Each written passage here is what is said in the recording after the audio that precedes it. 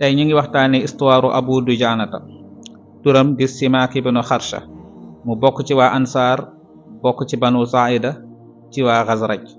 Abu Dujaana nag yenente mu ngi ko mbokkale woon ak kii nga xam ne mooy Utbata ibnu Ghazwan.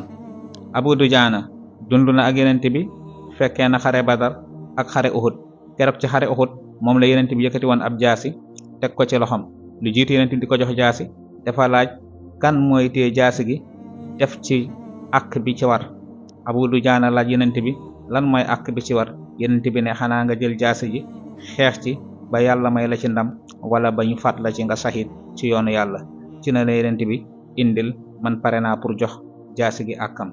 ndeysaan yenente bi yëkkati jaasi ji yët ko moom Abu Dujaana ci bis boobu mu xaw a mel ni kuñ jàpp bu doon suñ jamono tey xaw a bàkku ci kanam yenente bi.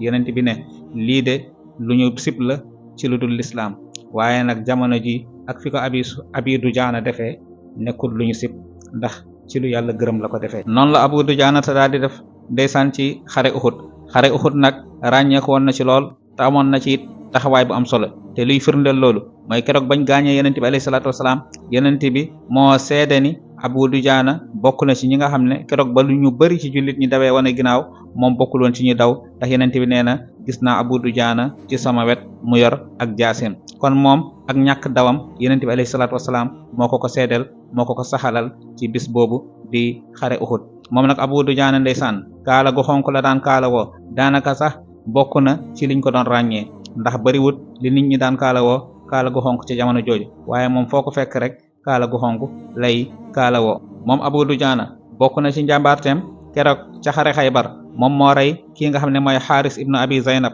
di jàmbaar bu mag ci yahuudi. xare Xunayn tamit lu ëpp ci jullit ñi ba ñu wanee ginnaaw xaw a mel ni ñu arrière moom Abu Dujaana bokkoon na ci ñi taxaw ci wetu yenente bi ànd ak yenente bi ci xeex bi musul dellu ginnaaw.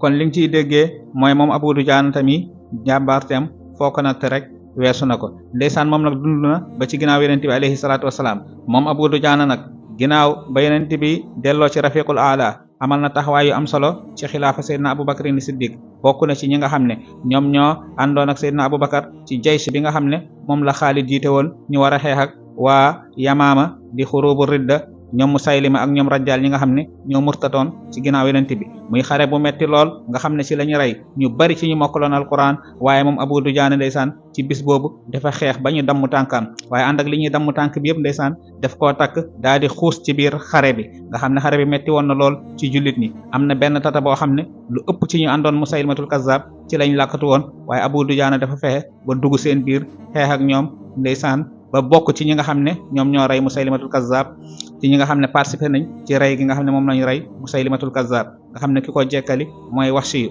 waaye ci bis boobu ndeysaan lañu faat moom Abu Dujaana tamit yem ak atum 12 maanaam 12 ci gàddaay gi. Abu Dujaana nag suñu borom jotoon na ko may benn doom bu tudd Xaalid ndeyam moo nekkoon Aminatu bintu Amr as-Sulamiya. kon kii lañ la indiloon tey di Abi Dujaana di Simaak ibn Xarsh. wassalaamu aleykum wa rahmatullahi wa barakaatuh.